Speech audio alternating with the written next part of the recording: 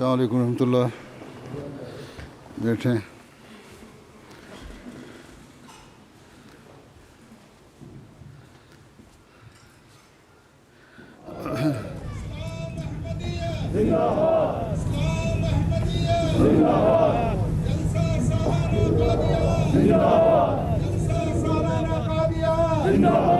حضرت امیر المومنین حضرت امیر المومنین خلافت احمدیہ خلافت احمدیہ نعرہ تکبیر.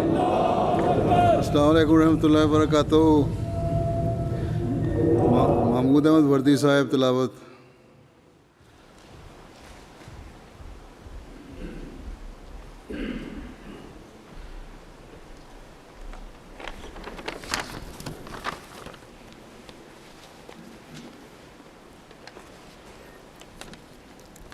السلام علیکم پیارے حضور.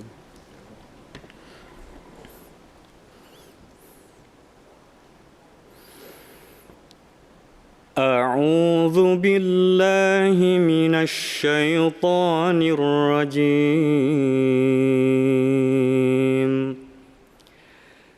بسم اللہ الرحمن الرحیم.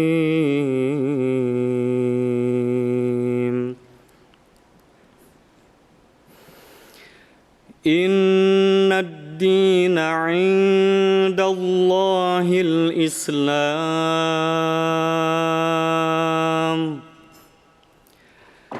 وما اختلف الذین اوتوا الکتاب الا من بعد ما جاءهم العلم بغیا بینہم وَمَن يَكْفُرْ بِآيَاتِ اللَّهِ فَإِنَّ اللَّهَ سَرِيعُ الْحِسَابِ.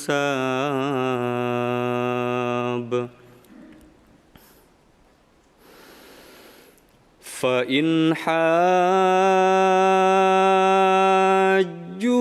فَقُلْ أَسْلَمْتُ وَجْهِيَ لِلَّهِ وَمَنِ اتَّبَعَنِ وَقُلْ لِلَّذِينَ أُوتُوا الْكِتَابَ وَالْأُمِّيِّينَ أَأَسْلَمْتُمْ فَإِنْ أَسْلَمُوا فَقَدِ اهْتَدَوْا وَإِنْ تَوَلَّوْا فَإِنَّمَا عَلَيْكَ الْبَلَاغُ واللہ بصیر بالعباد.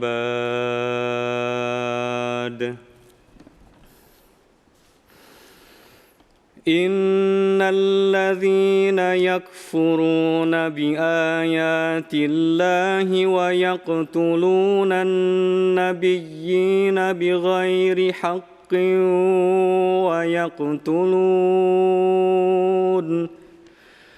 وَيَقْتُلُونَ الَّذِينَ يَأْمُرُونَ بِالْقِسْطِ مِنَ النَّاسِ فَبَشِّرْهُم بِعَذَابٍ أَلِيمٍ. أُولَئِكَ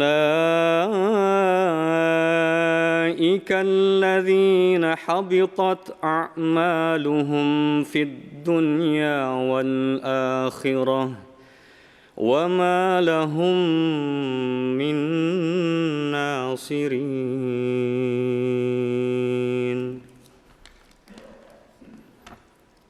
ابھی آپ کے سامنے سورہ آل عمران کی آیات 20 تا 23 کی تلاوت کی گئی. اب ان کا اردو ترجمہ از تفسیر صغیر پیش خدمت ہے. اللہ کے نزدیک اصل دین یقیناً کامل فرمانبرداری ہے، اور صرف انہی لوگوں نے جنہیں کتاب دی گئی تھی اس کے بعد کہ ان کے پاس علم آ چکا تھا آپس کے فساد کی وجہ سے اختلاف کیا. اور جو اللہ کے نشانات کا انکار کرے وہ یاد رکھے کہ اللہ یقیناً جلد حساب کرنے والا ہے. اب اگر یہ لوگ تجھ سے جھگڑیں تو تو ان سے کہہ دے کہ میں نے اور ان لوگوں نے جو میرے پیرو ہیں اپنے آپ کو اللہ کی فرمانبرداری میں لگا دیا ہے، اور جن لوگوں کو کتاب دی گئی ہے ان کو اور نیز امیوں کو کہہ دے کہ کیا تم بھی فرمانبردار ہوتے ہو؟ پس اگر وہ فرمانبردار ہو جائیں تو سمجھو کہ وہ ہدایت پا گئے، اور اگر وہ منہ پھیر لیں تو تیرے ذمہ صرف پہنچا دینا ہے، اور اللہ بندوں کو دیکھ رہا ہے۔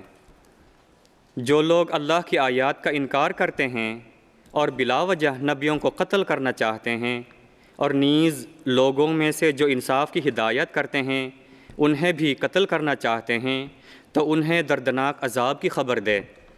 یہ وہ لوگ ہیں کہ جن کے اعمال اس دنیا میں بھی اور آخرت میں بھی ضائع ہو جائیں گے، اور ان کا کوئی بھی مددگار نہیں ہوگا۔ جزاک اللہ۔ عمر شریف صاحب نظم۔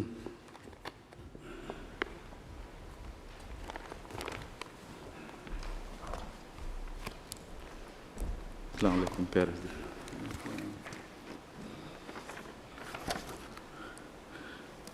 السلام علیکم ورحمۃ اللہ۔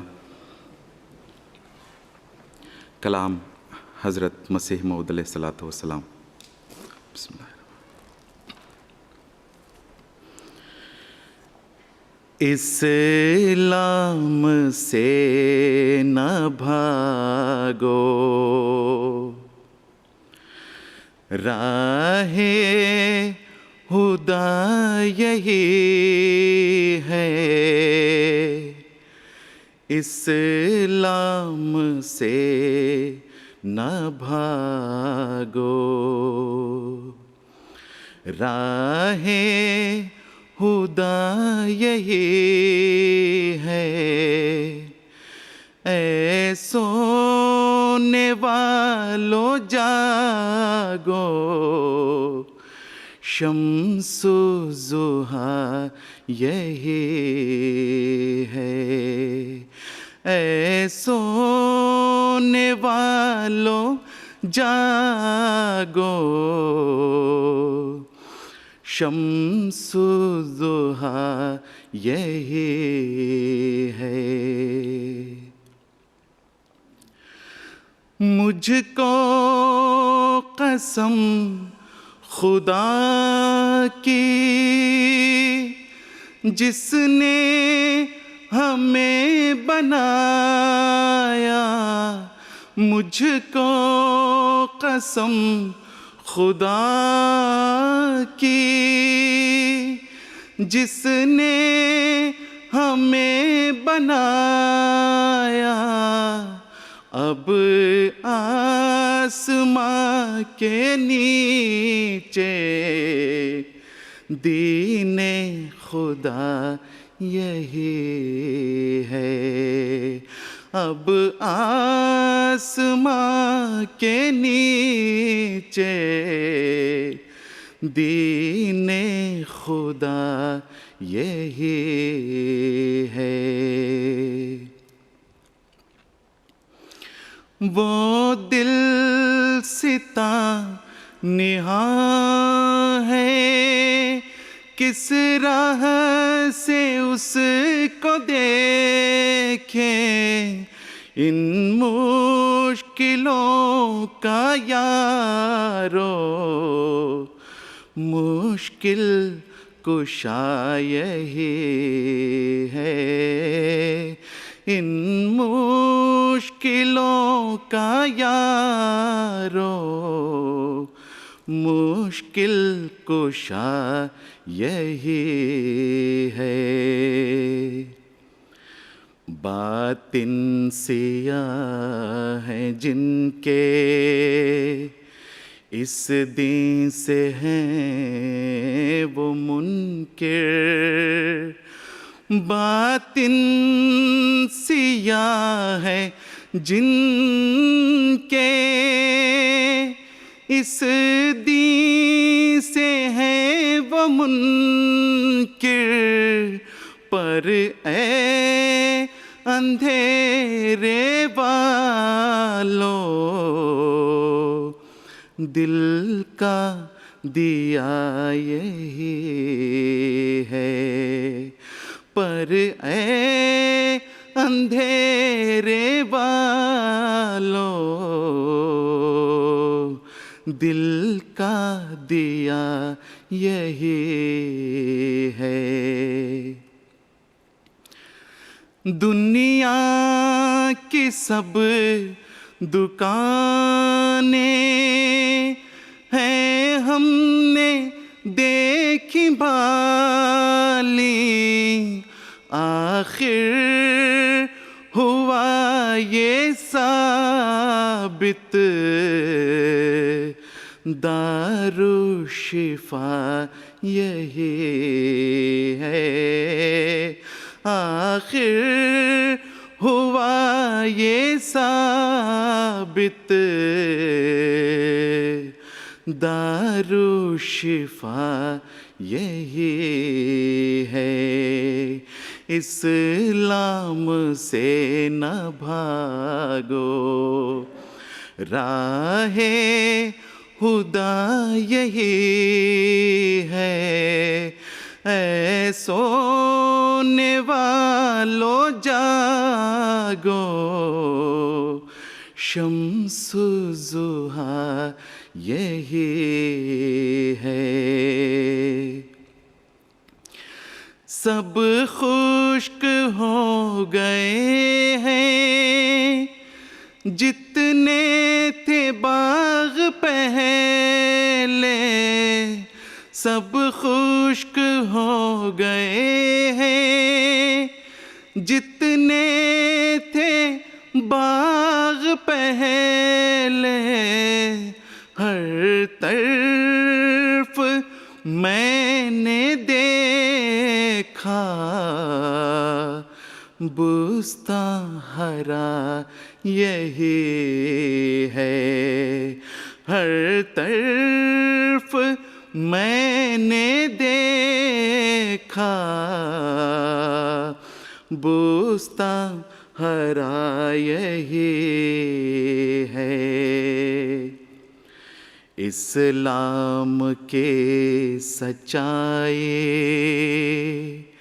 ثابت ہے جیسے سورج، اسلام کی سچائی ثابت ہے جیسے سورج، پر دیکھتے نہیں ہیں دشمن بلا یہی ہے. پر دیکھتے نہیں ہیں دشمن بلا یہی ہے. جو ہو مفید لینا،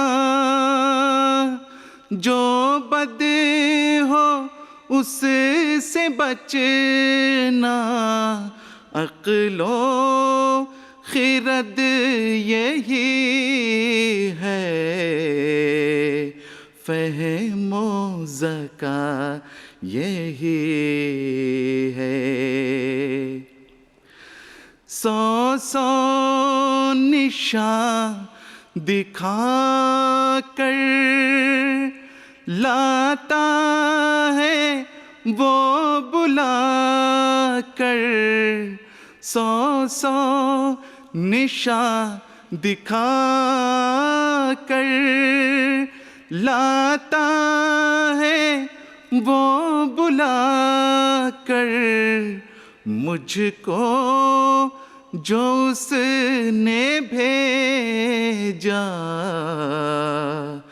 بس مدعا یہی ہے. مجھ کو جو اس نے بھیجا بس مدعا یہی ہے. کرتا ہے معجزوں سے وہ یار دین کو تازہ کرتا ہے معجزوں سے، وہ یار دین کو تازہ اسلام کے چمن کی باد صبا یہی ہے، اسلام کے چمن کی باد صبا یہی ہے، اسلام سے نہ بھاگو، راہ خدا یہی ہے، اے سونے والو جاگو، شمس الضحیٰ یہی ہے، شمس الضحیٰ یہی ہے۔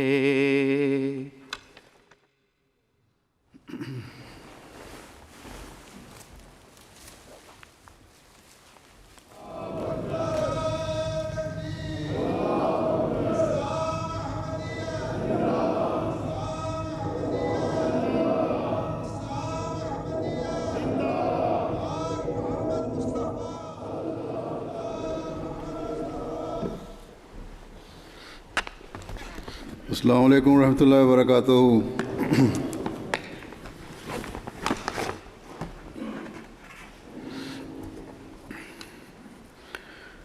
اشہد ان لا الہ الا اللہ وحدہ لا شریک لہ واشہد ان محمدا عبدہ ورسولہ، اما بعد فاعوذ باللہ من الشیطان الرجیم، بسم اللہ الرحمن الرحیم، الحمد للہ رب العالمین، الحمد للہ رب العالمین، الرحمن الرحیم، مالک یوم الدین، ایاک نعبد و ایاک نستعین، اہدنا الصراط المستقیم، صراط الذین انعمت علیہم غیر المغضوب علیہم ولا الضالین۔ آج قادیان کے جلسے سالانہ کا آخری دن ہے، آخری سیشن ہے یہ۔ اسی طرح افریقہ کے ایک ملک گینی بساؤ میں بھی جلسہ ہو رہا ہے، انہوں نے بھی درخواست کی تھی کہ ہمیں بھی شامل کر لیں، اور اس لیے بعض جگہ ٹیلی ویژن پہ ان کو بھی دکھایا جا رہا ہے، ان کا سین ہے، وہاں بھی جلسہ ہو رہا ہے۔ اللہ تعالیٰ کے فضل سے ان جلسے کے دنوں میں اور بھی ملک ہیں جہاں جلسے ہوں گے اور ہو رہے ہیں۔ بہرحال قادیان کے جلسے کے ساتھ ہی ان کا بھی جلسہ تھا، اس لیے اس کا ذکر ہو گیا۔ اب میں اپنے مضمون کی طرف آتا ہوں۔ ہم یہ دعویٰ کرتے ہیں کہ اسلام کی تعلیم ہی اپنی اصلی حالت میں ہونے کی وجہ سے وہ تعلیم ہے جو ایک خوبصورت معاشرہ قائم کرنے کے لیے اعلیٰ ترین تعلیم ہے۔ یہی وہ تعلیم ہے جس پر حقیقی رنگ میں اگر عمل کیا جائے تو خدا تعالیٰ کے قریب بھی کرتی ہے، اور پھر اس قرب کی وجہ سے اور خدا تعالیٰ کی رضا کو حاصل کرنے کی خواہش اور کوشش کی وجہ سے ایک حقیقی مسلمان کو ایک دوسرے کے حقوق ادا کرنے کی طرف بھی ایسی رہنمائی کرتی ہے جو بے مثال ہے۔ یہ حقوق کی ادائیگی ہے جو معاشرے کے امن و سلامتی کی بھی ضمانت ہے۔ آج کل امن و سلامتی کی باتیں ہوتی ہیں کہ کس طرح دیر پا امن قائم کیا جائے، مقامی سطح سے لے کر بین الاقوامی سطح تک فتنہ و فساد اور جنگوں کے امکانات بڑھ رہے ہیں۔ یہ بیماری جس نے تمام دنیا کو آج کل ہلا کے رکھ دیا ہے، یعنی کووڈ-19 کی بیماری، اس نے بھی دلوں کی قدورتیں دور نہیں کی، قوموں کے ایک دوسرے پر فوقیت خناس کو دور نہیں کیا۔ اللہ تعالیٰ کی اس وارننگ سے کوئی سبق نہیں انسان حاصل کر رہا، اور اگر یہ اسی طرح قائم رہا جو رویہ ہے لوگوں کا، قوموں کا، تو بڑے خطرناک نتائج پیدا ہوں گے۔ بہرحال اس وقت میں اسلام کی امن و سلامتی کی تعلیم کے بارے میں چند پہلو بیان کروں گا جن پر اگر حقیقت میں عمل ہو تو دنیا امن و سلامتی کا گہوارہ بن سکتی ہے۔ یہی باتیں ہیں جو دنیا کے امن کی ضمانت ہے، جو اسلام نے پیش کی ہیں۔ قرآن کریم کی تعلیم کی روشنی میں یہ باتیں میں بیان کروں گا۔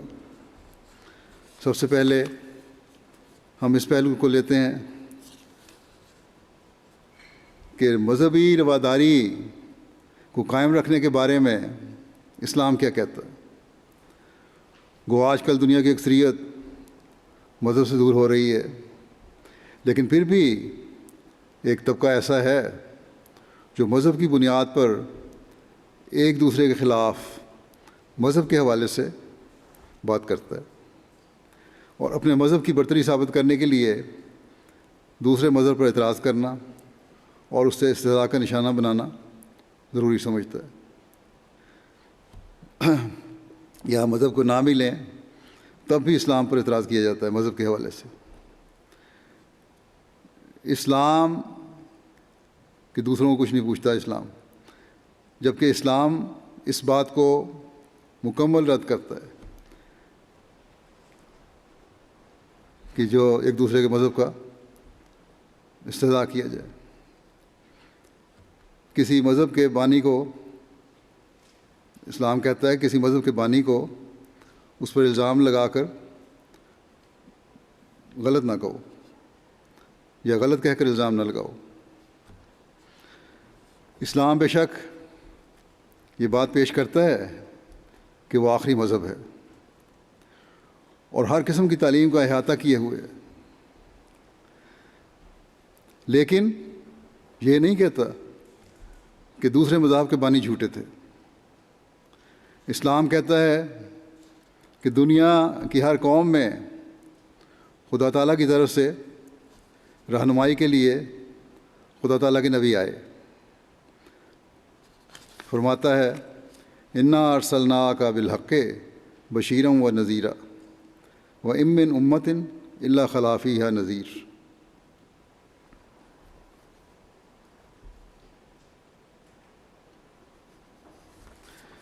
یقیناً ہم نے تجھے حق کے ساتھ بشیر و نذیر بنا کر بھیجا ہے، اور کوئی امت نہیں مگر ضرور اس میں کوئی ڈرانے والا گزرا ہے۔ بس یہ بڑا واضح فرق ہے اسلام کی تعلیم میں اور دوسرے مذاہب کی تعلیم میں۔ وہ صرف اپنے مذہب اور اپنی تعلیم کو ہی سچا سمجھتے ہیں، لیکن اس تعلیم کے مطابق جو قرآن کریم نے ہمیں دی ہے، مسلمان پر فرض ہے کہ یہ تسلیم کریں کہ ہر قوم میں نبی آئے ہیں، اور جب ہر قوم میں نبی کو مانیں گے تو پھر وہ یہ کس طرح کہہ سکتے ہیں کہ تمہارا نبی جھوٹا ہے۔ دوسرے مذہب والے بعض دفعہ گندے الزامات حضرت صلی اللہ علیہ وسلم کی ذات بابرکات پر لگاتے ہیں یا لگا سکتے ہیں، لیکن ایک مسلمان حضرت موسیٰ کو، حضرت عیسیٰ کو یا ہندوؤں کے اوتاروں کو عزت اور احترام سے ہی پکاریں گے۔ ہمیں اس زمانے میں حضرت اقدس مسیح موعود علیہ السلام نے بڑے خوبصورت انداز میں یہ باتیں بیان فرمائی ہیں۔ آپ فرماتے ہیں میرا یہ مذہب نہیں ہے کہ اسلام کے سوائے باقی سب مذاہب کی بنیاد ہی جھوٹ پر رکھی گئی ہے۔ میرا یہ ایمان ہے کہ وہ خدا جو تمام مخلوق کا خدا ہے وہ سب پر نظر رکھتا ہے، اور جیسا وہ سب کی جسمانی ضروریات کو پورا کر رہا ہے ایسا ہی روحانی ضروریات کو بھی پورا کرتا ہے۔ یہ سچ نہیں کہ دنیا کی ابتدا سے اس نے صرف ایک قوم کو ہی چن لیا ہے اور دوسروں کی کچھ پرواہ نہیں کی۔ ہاں یہ سچ ہے کہ وہ کبھی کسی قوم پر قوم پر وہ وقت آ جاتا ہے اور کبھی کسی پر۔ میں یہ باتیں کسی کو خوش کرنے کے لیے نہیں کہتا، بلکہ خدا تعالیٰ نے مجھ پر ظاہر کیا ہے کہ راجہ رام چندر اور کرشن جی وغیرہ بھی خدا کے راست باز بندے تھے اور اس سے سچا تعلق رکھتے تھے۔ میں اس شخص سے بیزار ہوں جو ان کی نندیا یا توہین کرتا ہے۔ اس کی مثال کنویں کے مینڈک کی سی ہے جو سمندر کی وسعت سے ناواقف ہے۔ جہاں تک ان لوگوں کے صحیح سوانے معلوم ہوتے ہیں ان سے پایا جاتا ہے کہ ان لوگوں نے خدا کی راہ میں بڑے بڑے مجاہدات کیے اور کوشش کی کہ اس راہ کو پائیں جو خدا تعالیٰ تک پہنچنے کی حقیقی راہ ہے۔ جو شخص یہ کہتا ہے کہ وہ راست باز نہ تھے وہ قرآن شریف کے خلاف کہتا ہے، کیونکہ اس میں فرمایا ہے ام من امت الا خلا فیہا نذیر، یعنی کوئی قوم اور امت ایسی نہیں گزری جس میں کوئی نذیر نہ آیا ہو۔ بس اس میں شک نہیں کہ ابتدا میں ان تمام مذاہب کی بنیاد حق اور راستی پر تھی، مگر مرور زمانہ سے اس میں ان میں طرح طرح کی غلطیاں داخل ہو گئیں، یہاں تک کہ اصل حقیقت انہی غلطیوں کے نیچے چھپ گئی۔ پھر آپ فرماتے ہیں کہ جیسا کہ خدا ہر ایک ملک کے باشندوں کے لیے ان کے مناسب حال ان کی جسمانی تربیت کرتا آیا ہے، ایسا ہی اس نے ہر ایک ملک اور ہر ایک قوم کو روحانی تربیت سے بھی فیض یاب کیا ہے۔ جیسا کہ قرآن شریف میں ایک جگہ فرماتا ہے وَإِن مِّن أُمَّةٍ إِلَّا خَلَا فِيهَا نَذِيرٌ، کوئی ایسی قوم نہیں جس میں کوئی نبی یا رسول نہیں بھیجا گیا۔ خدا کا فیض عام ہے جو تمام قوموں اور تمام ملکوں اور تمام زبانوں پر محیط ہو رہا ہے۔ یہ اس لیے ہوا کہ تا کسی قوم کو شکایت کرنے کا موقع نہ ملے اور یہ نہ کہیں کہ خدا نے فلاں قوم پر احسان کیا مگر ہم پر نہ کیا، یا فلاں قوم کو اس کی طرف سے کتاب ملی تا وہ اسے ہدایت پاویں مگر ہم کو نہ ملی، یا فلاں زمانے میں وہ اپنی وحی اور الہام اور معجزات کے ساتھ ظاہر ہوا مگر ہمارے زمانے میں مخفی رہا۔ بس اس نے عام فیضان دکھلا کر ان تمام اعتراضات کو دفع کر دیا اور اپنے ایسے وسیع اخلاق دکھائے کہ کسی قوم کو اپنی جسمانی اور روحانی فیضوں سے محروم نہیں رکھا اور نہ کسی زمانے کو بے نصیب ٹھہرایا۔ بس یہ ہیں وہ خوبصورت باتیں جن سے معاشرے میں امن اور رواداری قائم ہو سکتی ہے۔ آج کل مسلمانوں کے خلاف یا بانی اسلام حضرت محمد رسول اللہ صلی اللہ علیہ وسلم کے خلاف وقتاً فوقتاً باتیں کی جاتی ہیں۔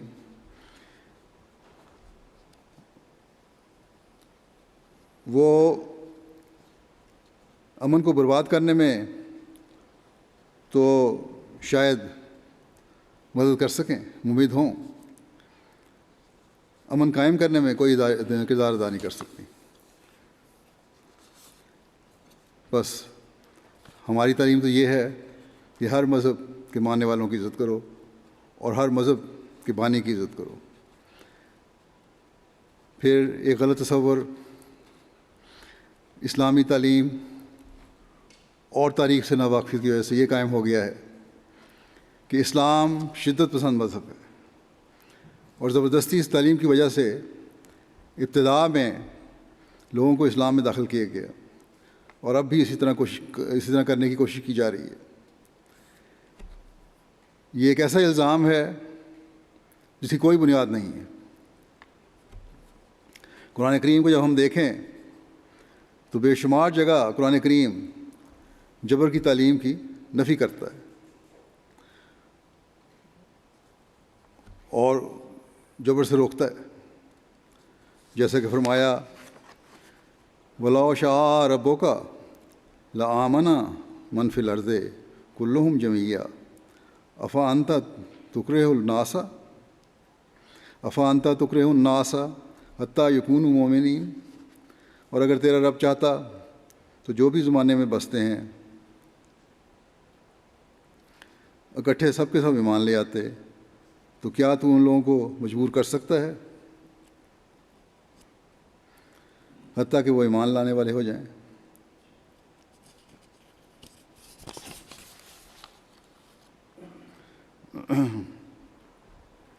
بس اگر دنیا کو جبر سے منوانا ہوتا تو خدا تعالیٰ یہ نہ فرماتا کہ تو لوگوں کو اسلام لانے کے لیے مجبور نہیں کر سکتا۔ اللہ تعالیٰ فرماتا ہے مجھ میں یہ طاقت ہے کہ میں سب کو مسلمان بنا سکتا ہوں، لیکن میں نے یہ نہیں کیا، اور جب اللہ تعالیٰ نے نہیں کیا تو پھر نہ ہی حضرت صلی اللہ علیہ وسلم اور نہ ہی آپ کے ماننے والوں کو یہ اختیار ہے کہ کسی کو جبر سے مسلمان بنا لیں۔ بس تبلیغ کا حکم ہے، اسلام کا پیغام پہنچانے کا حکم ہے، دوسروں کو راستہ دکھانے کا حکم ہے، اور یہ راستہ دکھا کر پھر اللہ تعالیٰ فرماتا ہے کہ وَقُولِ الْحَقُّ مِن رَبِّكُمْ فَمَنْ شَاءَ فَلْيُؤْمِنْ وَمَنْ شَاءَ فَلْيَكْفُرْ، اور کہہ دے کہ حق وہی ہے جو تمہارے رب کی طرف سے ہے، بس جو چاہے وہ ایمان لے آئے اور جو چاہے سو انکار کر دے۔ بس اللہ تعالیٰ نے یہ بتا دیا کہ یہ تعلیم سچی ہے،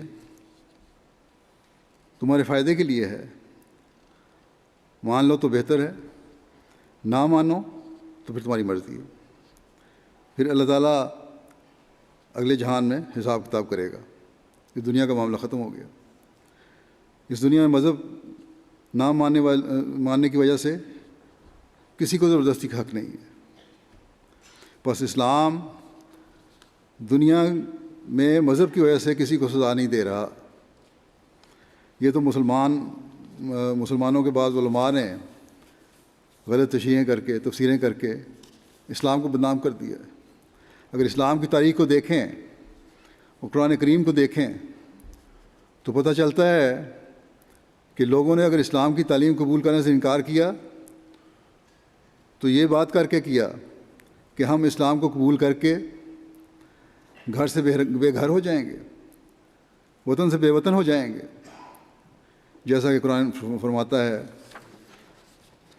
وَقَالُوا إِن نَّتَّبِعِ الْهُدَىٰ مَعَكَ نُتَخَطَّفْ مِنْ أَرْضِنَا أَوَلَمْ نُمَكِّن لَهُمْ حَرَمًا آمِنًا يُجْبَىٰ إِلَيْهِ ثَمَرَاتُ كُلِّ شَيْءٍ رِزْقًا مِنْ لَدُنَّا وَلَٰكِنْ أَكْثَرَهُمْ لَا يَعْلَمُونَ، اور انہوں نے کہا اگر ہم تیرے ہمراہ ہدایت کی پیروی کریں گے تو ہم اپنے وطن سے نکال پھینکے جائیں گے، کیا ہم نے انہیں پرامن حرم میں سکونت نہیں بخشی؟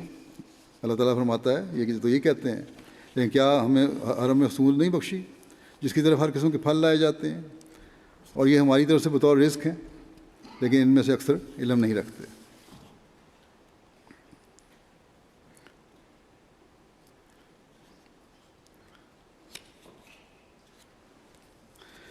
بس یہاں تو غیر مسلموں کے خوف سے اسلام قبول نہیں کیا جا رہا، ان لوگوں کے خوف سے اسلام نہیں قبول کیا جا رہا جو اسلام کے خلاف ہیں۔ کہتے ہیں کہ اگر ہم نے تجھے مان لیا تو یہ لوگ تو ہمیں کھا جائیں گے، ختم کر دیں گے، یا ہمیں غلام بنا لیں گے۔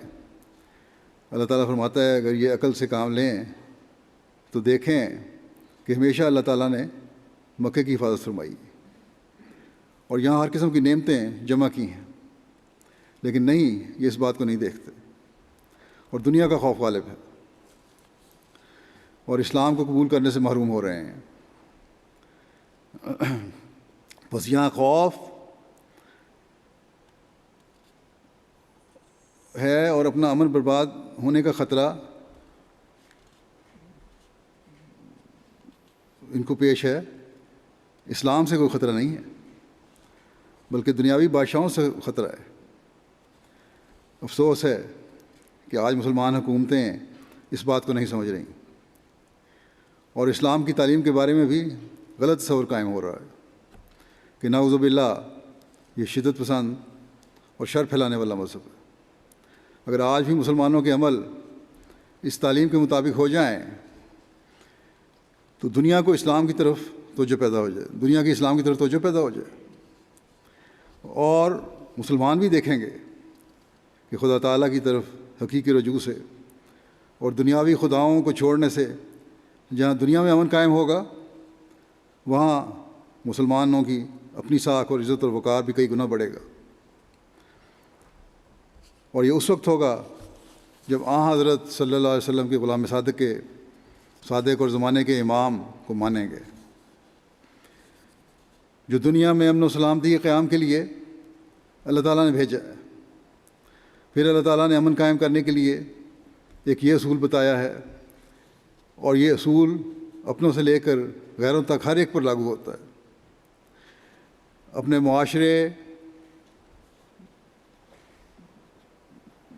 معاشرتی چھوٹے چھوٹے جھگڑوں سے لے کر دشمن کی بڑی بڑی تدبیروں اور دشمنیوں پر یہ حاوی ہے، اور وہ ہے کہ کسی غلطی اور دشمنی پر معاف کرنا یا سزا دینا۔ اور یہ حکم دو مختلف موقعوں اور حالات کے مطابق ہے۔ اللہ تعالیٰ قرآن کریم میں فرماتا ہے کہ وہ جزاء سیئۃ مثلھا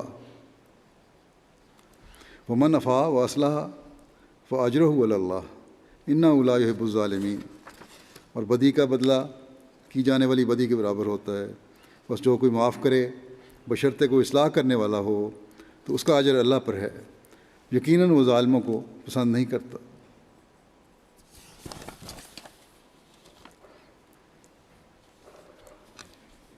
بس واضح ہو گیا کہ پہلی بات یاد رکھو کہ دشمنیوں کو اتنا نہ بڑھاؤ کہ ایک نہ ختم ہونے والا سلسلہ شروع ہو جائے۔ اس لیے اگر کوئی برائی کرتا ہے تو اس برائی کے برابر ہی اس کا بدلہ لینا چاہیے، لیکن یاد رکھو کہ بدلہ کینہ رکھنے اور دشمنیاں جاری رکھنے کے لیے نہیں ہے، نہ انتقام ہے، بلکہ مقصد اصلاح ہونا چاہیے۔ اور یہ ہمیشہ اس بات کو ہمیشہ سامنے رکھیں کہ اصلاح کس چیز سے ہوتی ہے، سزا دینے سے، بدلہ لینے سے، یا معاف کرنے سے۔ اللہ تعالیٰ فرماتا ہے کہ اگر معاف کرنے سے اصلاح ہوتی ہے تو معاف کر دو، اور اس معاف کرنے کا اجر اللہ تعالیٰ کے پاس ہے۔ اس آیت میں اللہ تعالیٰ نے دشمن سے بھی دو قسم کے سلوک کی تعلیم دی ہے، سزا دینے کی یا معاف کرنے کی، لیکن مقصد واضح کر دیا کہ مقصد اصلاح کرنا ہے۔ اگر ہم اس سوسائٹی کا تصور کریں، اس سوسائٹی کا تصور کریں جہاں دشمنیاں سالوں بلکہ نسلوں تک چلتی تھیں، ان میں اس حکم نے اسلام قبول کرنے کے بعد ایک انقلاب پیدا کر دیا۔ پرانے زمانے کے جہالت کے رویے آج بھی ہمیں بعض قوموں میں نظر آتے ہیں، اور دشمنیوں کا ایک نہ ختم ہونے والا سلسلہ چل رہا ہے، اور مسلمانوں کے خلاف تو بغض و کینہ انتہا تک پہنچا ہوا ہے۔ اسی طرح مسلمانوں کے اندر بھی یہ بات ہے۔ بعض ترقی یافتہ ملکوں میں ملکوں کے اپنے کے رہنے والے بعض لوگوں میں بلکہ سیاستدانوں میں بھی یہ بغض اور کینہ پل رہا ہے۔ بہرحال اللہ تعالیٰ فرماتا ہے کہ اگر امن قائم رکھنا ہے تو یہ تعلیم ہے، اس تعلیم کو جاری کرو گے تو یہی حقیقی سلامتی پہنچانے کا ذریعہ ہے۔ اگر دنیا اس اصول کو اپنا لے تو دنیا میں حقیقی امن قائم ہوگا اور بے جا عداوت اور دشمنی دور ہوگی۔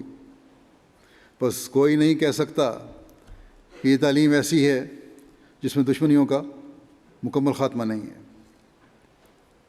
پھر امن قائم رکھنے کے لیے حضرت صلی اللہ علیہ وسلم نے ہمیں یہ سنہری اصول بتایا کہ ظالم اور مظلوم دونوں سے ہمدردی کرو۔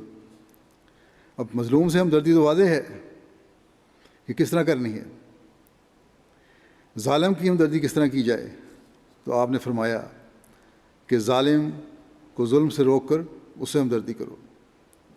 بس ترقی یافتہ ممالک میں بھی اور ترقی پذیر ممالک میں بھی، چاہے معاشرے کی بنیادی اور چھوٹی اکائی کو دیکھیں یا ملکوں کے اندر مختلف قومیتوں اور رنگ و نسل کی تعلقات میں دیکھیں یا ملکوں کی سطح پر بین الاقوامی تعلقات کو دیکھیں، اس چیز کی بہت بڑی کمی نظر آتی ہے۔ جو بھی فریقین میں فیصلہ کرنے والے ہیں، امن قائم کرنے والے ہیں، ان کا میلان ایک طرف ہوتا ہے۔ UN بنی ہوئی ہے، اس کا میلان بھی اب دیکھ لیں ایک طرف ہے۔ یا تو مظلوم سے اس حد تک ہمدردی کہ وہ ایک وقت میں آ کر ظالم بن جائے، یا ظالم کی اس حد تک طرفداری کہ مظلوم کا جینا دوبھر ہو جائے۔ پس پائیدار امن اس وقت قائم ہو سکتا ہے جب متوازن رویہ ہر سطح کے بااختیار لوگ اپنائیں، دونوں طرف کی باتیں اور نقطہ نظر سنیں اور پھر سمجھائیں اور قدرتوں کو دور کریں۔ پھر ایک برائی جس سے اسلام بڑی سختی سے روکتا ہے، بدظنی ہے۔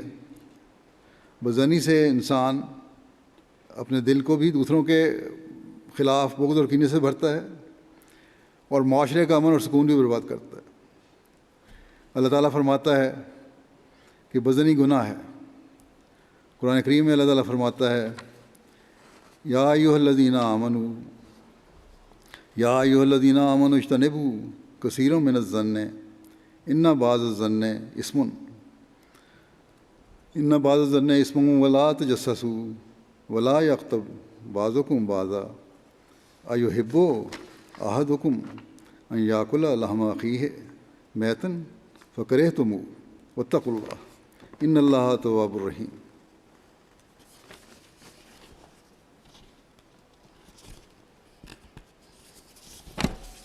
اے لوگو جو ایمان لائے ہو، ظن سے بکثرت اجتناب کیا کرو، یقیناً بعض ظن گناہ ہوتے ہیں، اور تجسس نہ کیا کرو، اور تم میں سے کوئی کسی دوسرے کی غیبت نہ کرے۔ کیا تم میں سے کوئی یہ پسند کرتا ہے کہ اپنا مردہ بھائی کا گوشت کھائے؟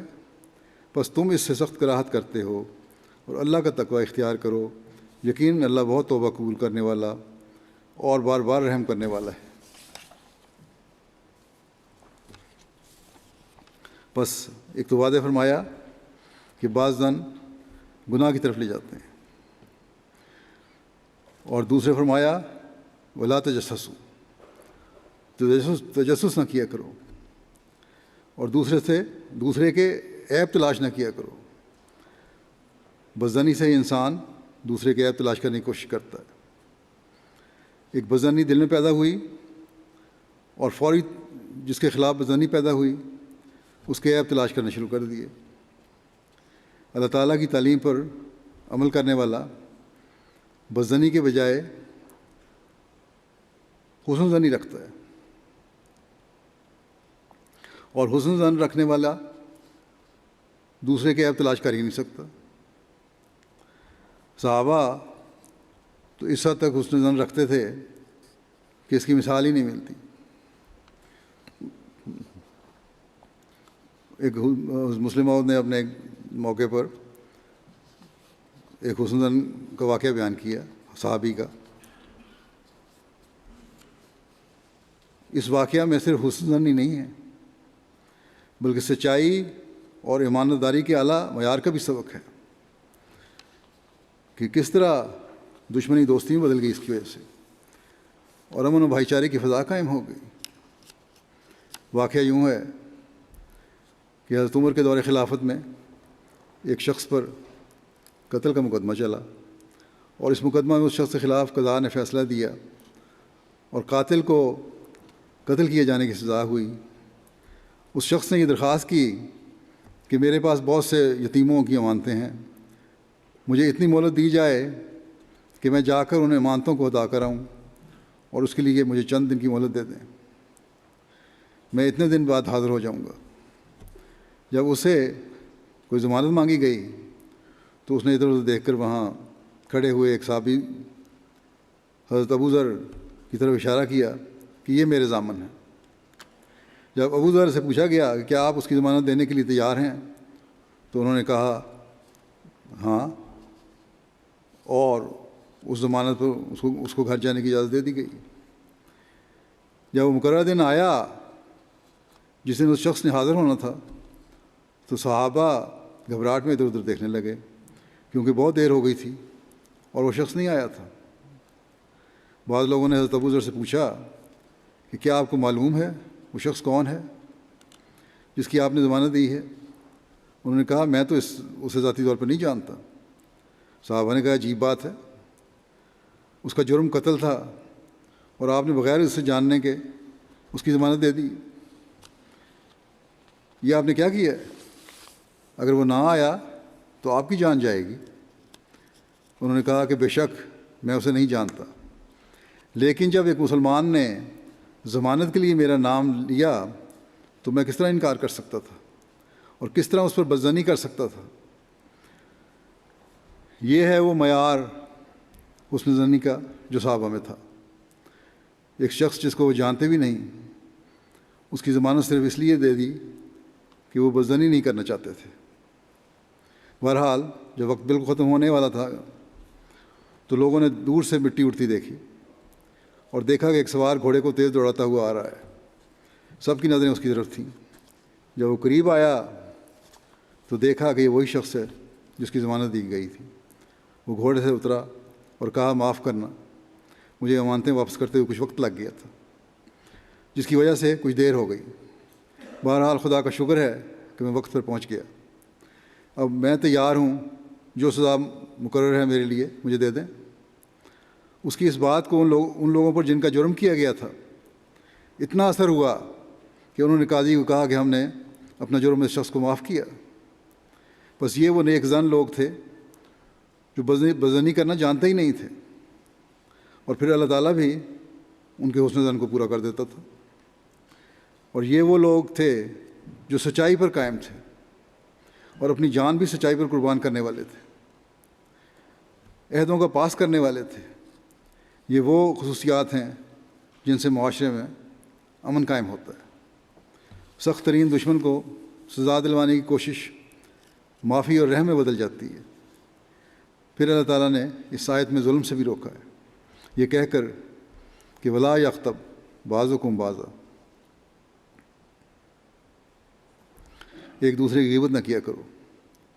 غیبت بھی ایک طرح کا ظلم ہے، اس سے دوسرے کی عزت پر حملہ ہوتا ہے۔ جس کی غیبت کی جائے یا تو وہ جو غیبت کرنے والے کی کمزوریوں کا مجلسوں میں ذکر کرتا ہے یا پھر براہ راست لڑائی کرتا ہے۔ دونوں صورتوں میں معاشرے کا امن برباد ہوتا ہے۔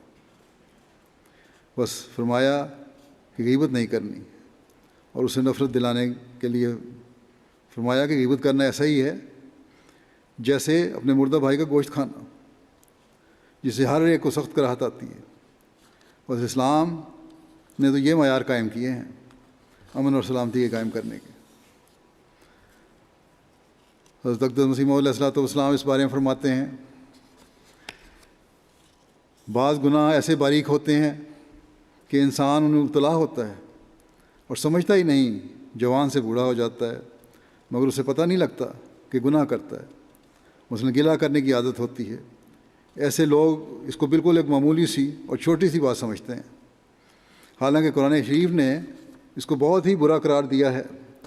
چنانچہ فرمایا ایحب احدکم ان یاکل لحم اخیہ، خدا تعالیٰ اس سے ناراض ہوتا ہے کہ انسان ایسا کلمہ زبان پر لاوے جس سے اس کے بھائی کی تحقیر ہو، اور ایسی کارروائی کرے جس سے اس کو حرج پہنچے۔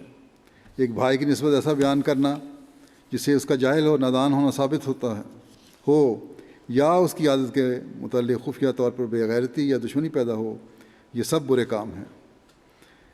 پھر اللہ تعالیٰ فرماتا ہے کہ وَلَا تَأْكُلُوا أَمْوَالَكُمْ بَيْنَكُمْ بِالْبَاطِلِ، وَلَا تَأْكُلُوا أَمْوَالَكُمْ بَيْنَكُمْ بِالْبَاطِلِ، یعنی جھوٹ اور فریب سے ایک دوسرے کے اموال نہ کھایا کرو،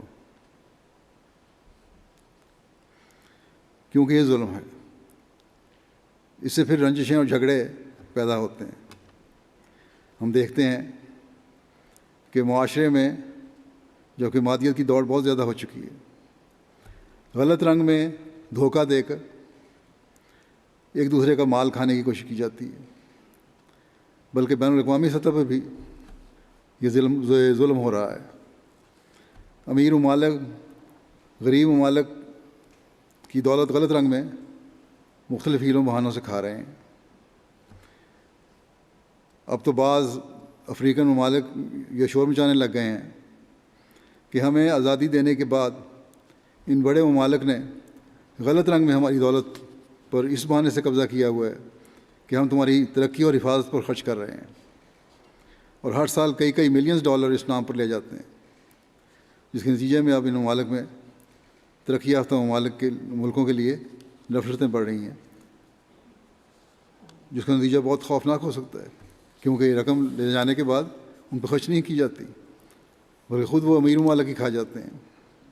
اسی طرح ہم دیکھتے ہیں کہ بعض تجارتیں ظلم کا ذریعہ بن جاتی ہیں، چھوٹی سطح پر بھی اور بڑی تجارتوں کی شکل میں بھی۔ اس لیے اللہ تعالیٰ نے اس ظلم سے بچنے کی تلقین فرمائی ہے کہ یہ ظلم معاشرے اور دنیا کے امن اور سلامتی کو برباد کرنے کا ذریعہ بن جاتا ہے۔ چنانچہ اللہ تعالیٰ فرماتا ہے ویل للمطففین،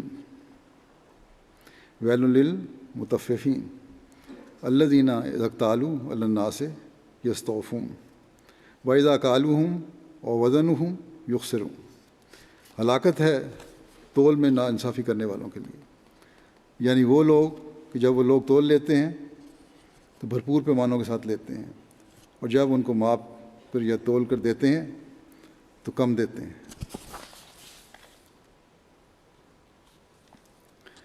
بس اسلام لعنت اور ہلاکت بھیجتا ہے ان لوگوں پر جو دوسروں کے حقوق کو سب کرتے ہیں۔ اپنے لیے ان کے اور پیمانے ہیں اور دوسروں کے لیے اور پیمانے ہیں۔ ان آیات میں اسلام نے ہر قسم کے ظلم سے روک دیا ہے اور اس طرح سے جان، مال اور عزت کو محفوظ کر دیا ہے۔ اللہ تعالیٰ نے یہ تعلیم دی کہ کیا یہ تعلیم دی ہے، کیا یہ صرف تعلیم دینے کی حد تک ہے یا مسلمان لوگوں نے اس پر عمل بھی کر کے دکھایا ہے؟ ہم کہتے تو ہیں نا اسلام کی بڑی خصوصی تعلیم ہے، کیا اس پر کبھی عمل بھی ہوا؟ کیوں آج کل تو ہمیں نظر نہیں آتا اس پہ عمل، کیونکہ آج کل تو ہمیں مشکل سے ہی اس کی شاید مثالیں نظر آئیں عام مسلمانوں میں۔ لیکن احمدیوں کو، جنہوں نے حضرت مسیح علیہ السلام کو مانا ہے، ایسی مثالیں قائم کرنی چاہیے جیسی صحابہ نے قائم فرمائی تھی۔ کوئی ہمیں پر یہ انگلی نہ اٹھائے، یہ کہتے تو یہ ہیں کہ ہمیں یہ فرق اور یہ فرق، ہم نے مسیح موت کو مان لیا تو فرق کیا پیدا کیا اپنے آپ میں مان کر؟ بس ہمارا فرق واضح نظر آنے چاہیے، تبھی ہم کہہ سکتے ہیں کہ مسیح موت کو مان کر ہمارا آخرین میں شمار ہوا ہے۔ صحابہ کی کیا مثالیں تھیں، کس طرح انہوں نے دوسروں کے مال اور جانوں کی حفاظت کی، امانتوں کی حفاظت کی۔ ایک مثال تو میں پہلے دے آیا ہوں کس طرح ایک حقیقی مومن کو فکر تھی کہ مرنے سے پہلے لوگوں کی، یتیموں کی، کمزوروں کی امانتیں واپس کر دوں، پھر چاہے مجھے قتل کر دو، کوئی پرواہ نہیں ہے۔ ایسی حفاظت ہے کہ شاید آج کل کے بینکوں میں بھی اس طرح امانتیں محفوظ نہ ہوں۔ ایک اور صحابی کا واقعہ ہے کہ وہ بازار میں گھوڑا فروخت کرنے کے لیے لائے اور اس کی قیمت انہوں نے 200 دینار بتائی۔ وہاں بازار میں ایک دوسرے صحابی نے انہیں کہا کہ تمہارے سے یہ گھوڑا میں خریدنا چاہتا ہوں، لیکن تم اس کی قیمت کم بتا رہے ہو۔ اس کی قیمت 200 دینار نہیں بلکہ 500 دینار ہے، اور یہی حقیقی قیمت ہے۔ اس پر پہلے صحابی نے کہا کہ کیا تم نے مجھے صدقہ کھانے والا سمجھا ہوا ہے کہ میں اس کی زیادہ قیمت لے لوں تمہارے سے؟ اس کی اصل قیمت 200 دینار ہی ہے۔ اب یہاں جھگڑا شروع ہو گیا، بحث شروع ہو گئی اس بات پر کہ بیچنے والا کہتا ہے کہ میں 200 دینار لوں گا اور خریدنے والا کہتا تھا کہ میں 500 دینار دوں گا۔ بس جہاں ایسے لوگ ہوں جن کا ایمانداری کا یہ معیار ہو، اس معاشرے میں امن بھی کس شان کا ہوگا۔ بس ایسی مثالیں ہیں جنہوں نے اسلام کی تعلیم کی عملی شکل دکھائی۔ آج کل کے لوگ ہنسیں گے کہ کتنا بیوقوف ہے وہ شخص جو مفت میں آئے منافع کو رد کر رہا ہے، بے ایمانی نہیں کر رہا، اپنی طرف سے صاف صاف بتا دیا کہ اس کی اتنی قیمت ہے، لیکن خریدار زبردستی زیادہ دے رہا ہے تو لے لو۔ لیکن نہیں، اگر وہ ایسا کرے تو اسلام کی تعلیم کے خلاف جاتا ہے اس کے اپنے خیال میں، اور یہی حقیقت بھی ہے۔ اپنے خیال کے مطابق وہ کسی صورت میں گوارا نہیں کر سکتا کہ اسلام کی تعلیم کے خلاف کوئی عمل ہو۔ لیکن آج کل تو ہم دیکھتے ہیں کہ جتنا کوئی امیر اور مالدار شخص ہو اتنا ہی اس میں لالچ ہوتا ہے اور دوسرے کو لوٹنے کی کوشش کرتا ہے، اور چند روپوں کے لیے اتنی لمبی بحثیں کرتا ہے کہ جس کی انتہا نہیں۔ اسی طرح امیر قومیں ہیں غریب قوموں کو لوٹنے کی کوشش کرتی ہیں، جیسا کہ میں نے بتایا کہ اب افریقہ کے غریب ممالک میں اس بات کا احساس پیدا ہو رہا ہے کہ یہ امیر قومیں ہمیں ہماری بہتری اور حفاظت کے نام پر لوٹ رہی ہیں، اور دوسرے جب تجارت کرتے ہیں تو غریب یا کم ترقی یافتہ یا ترقی پذیر ممالک سے سامان سستے داموں خریدتے ہیں اور واپس انہیں ان کے خام مال سے بنی ہوئی چیز جو ہے غیر معمولی منافع میں بیچتے ہیں۔ اس طرح غریب ملکوں کی لیبر سے انتہائی سستے داموں سامان تیار کرواتے ہیں اور خود پھر اس کو بے انتہا منافع پر بیچتے ہیں، اور اس میں ان غریب ملکوں کے لوگ اور عملاء بھی شامل ہیں جو کم اور بالکل معمولی مزدوری پر مجبوروں سے سامان تیار کرواتے ہیں، جس سے غریب کے خاندان کی 2 وقت کی روٹی بھی مشکل سے چلتی ہے۔ لیکن امیر لوگ ان کی چیزوں سے اربوں منافع کما رہے ہوتے ہیں، اور یہی چیز جو ہے وہ بے چینیاں پیدا کر رہی ہے، اور ایک وقت میں پھر غریب لاوے کی طرح پھٹے گا، کیونکہ دنیا میں جو رابطوں کی وجہ سے اویئرنیس ہو گئی ہے، احساس ہو گیا ہے، ایک دوسرے کی خبریں پہنچنے لگ گئی ہیں، اس نے غریب کی خواہشات کو بڑھا دیا ہے، اور جب وہ دیکھتا ہے کہ مجھ سے ناانصافی اس بارے میں ہو رہی ہے تو پھر بے چینی بڑھتی ہے اور امن برباد ہوتا ہے۔ بس اسلام کہتا ہے کہ اس بے چینی کو دور کرنے کے لیے ہر قسم کے لین دین میں دوسروں کے حقوق کا خیال رکھو، یہی دیر پا امن اور سلامتی کا ذریعہ ہے۔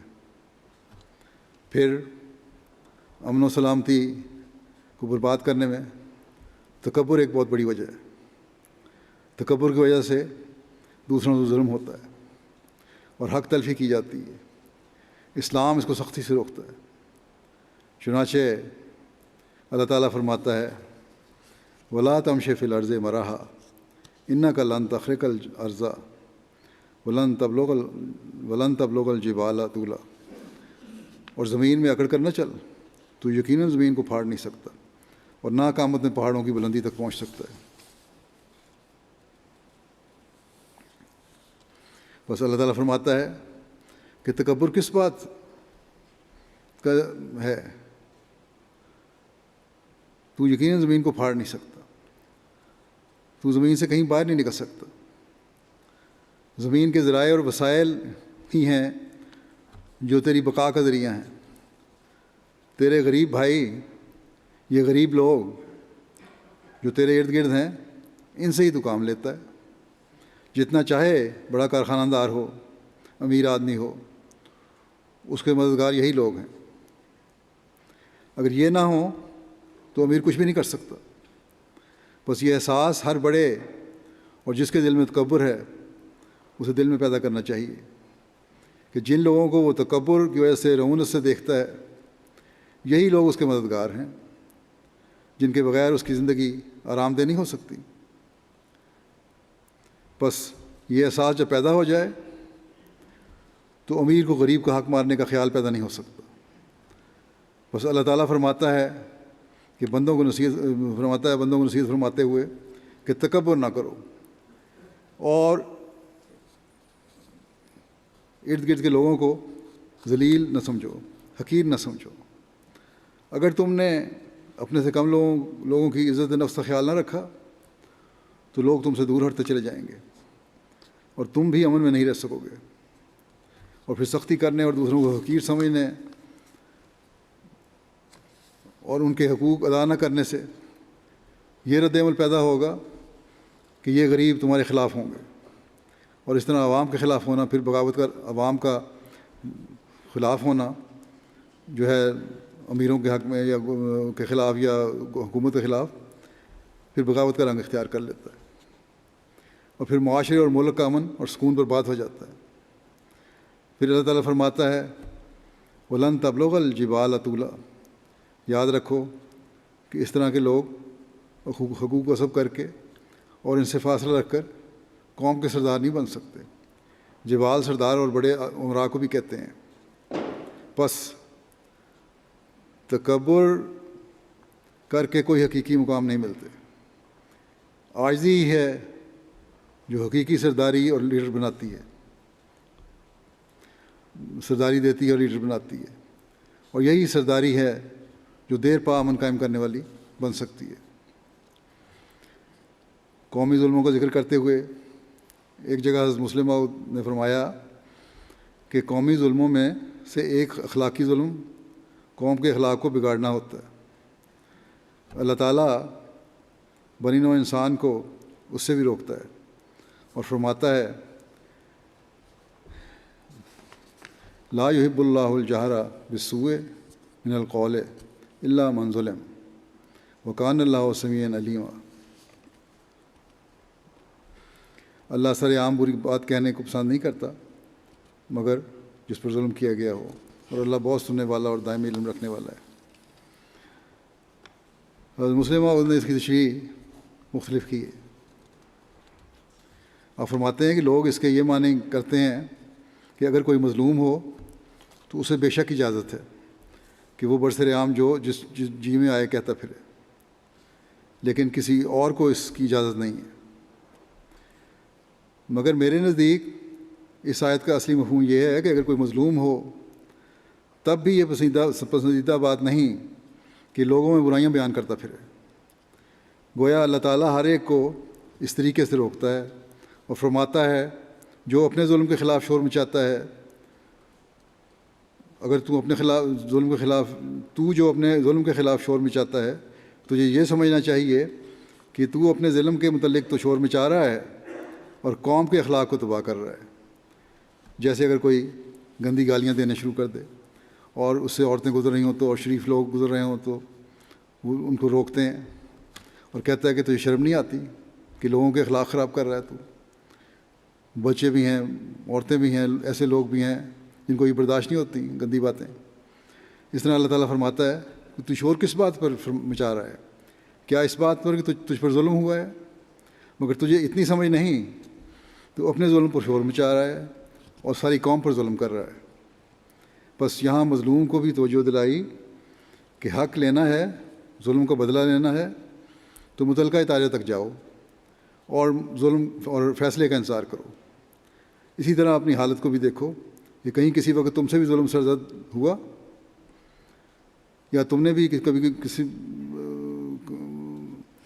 تم بھی کبھی کسی پر ظلم کرنے والے بن جاؤ، یہ بھی تو ہو سکتا ہے۔ یہاں مظلوم کو بھی کہہ دیا کہ ایک طرف مظلوم بن کر پھر خود ہی ظالم نہ بن جاؤ۔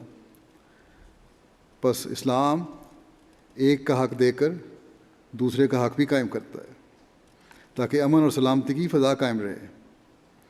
پھر اللہ تعالیٰ فرماتا ہے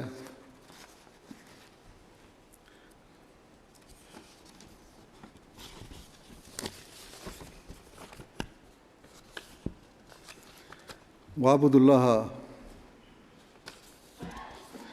اللَّهَ وَلَا تُشْرِكُوا بِهِ شَيْئًا وَبِالْوَالِدَيْنِ إِحْسَانًا وَبِذِي الْقُرْبَى وَالْيَتَامَى وَالْمَسَاكِينِ وَالْجَارِ ذِي الْقُرْبَى وَالْجَارِ الْجُنُبِ وَالصَّاحِبِ بِالْجَنبِ وَابْنِ السَّبِيلِ وَمَا مَلَكَتْ أَيْمَانُكُمْ إِنَّ اللَّهَ لَا يُحِبُّ مَنْ كَانَ مُخْتَالًا فَخُورًا۔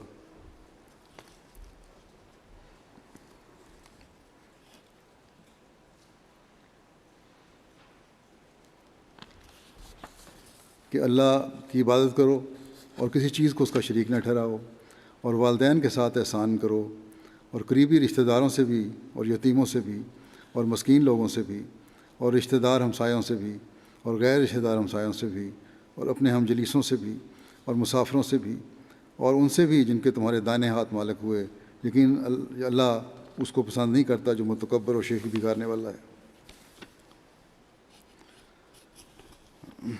جیسا کہ اس آیت میں ہے کہ اللہ کی عبادت کرو اور کسی کو اس کا شریک نہ ٹھہراؤ، یعنی توحید کا قیام کرو، اور جب توحید کے حقیقی ماننے والے ہوگے تو پھر دوسروں پر ظلم بھی نہیں کرو گے۔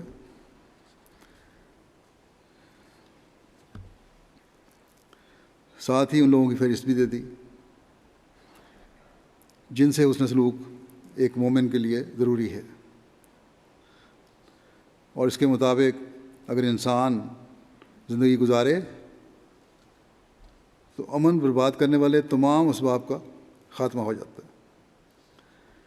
معاشرے کے تمام لوگ جن سے اس کا واسطہ پڑتا ہے اس میں آ جاتے ہیں۔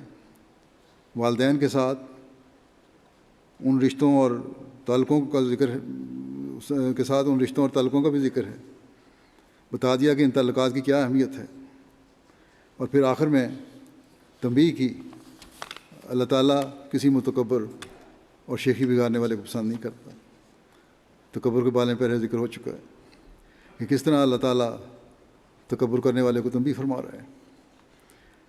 یہ حقوق کی ادائیگی ہی امن اور سلامتی کی ضمانت ہے۔ ہم معاشرے کے تعلقات میں دیکھتے ہیں کہ بہت سے مسائل اور جھگڑے اور بے امنی کی صورتحال انسانوں میں آپس میں غصے کی حالت پیدا ہونے سے ہوتی ہے۔ جب انسان پر غصہ غالب آ جائے تو پھر جھگڑے شروع ہوتے ہیں۔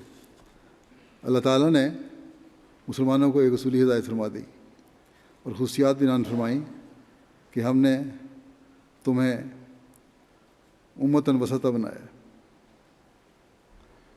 یعنی ایسی امت جو اعتدال پر چلنے والی ہے۔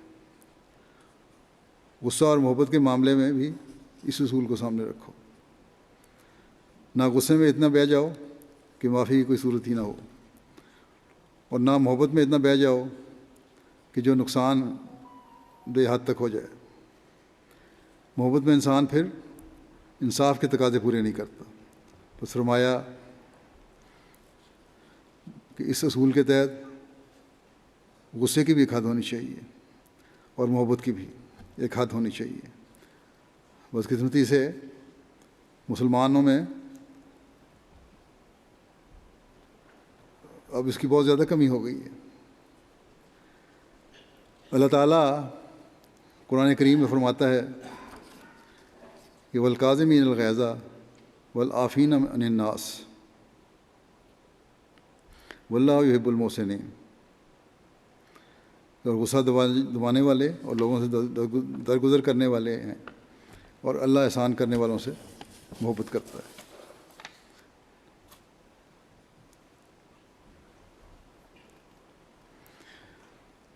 یعنی مسلمان تو وہ لوگ ہیں جن کی خصوصیت غصے کو دبانا ہے اور معاف کرنا ہے، اور یہی اصول ہے جو ایک مسلمان کی صحیح تصویر کھینچتا ہے۔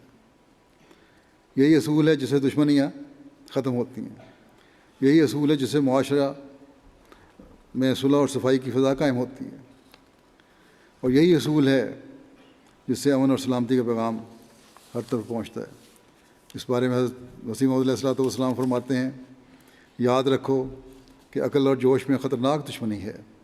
جب جوش اور غصہ آتا ہے تو عقل قائم نہیں رہ سکتی، لیکن جو صبر کرتا ہے اور بردباری کا نمونہ دکھاتا ہے اس کو ایک نور دیا جاتا ہے جس سے اس کی عقل اور فکر کی قوتوں میں ایک نئی روشنی پیدا ہوتی ہے، اور پھر نور سے نور پیدا ہوتا ہے۔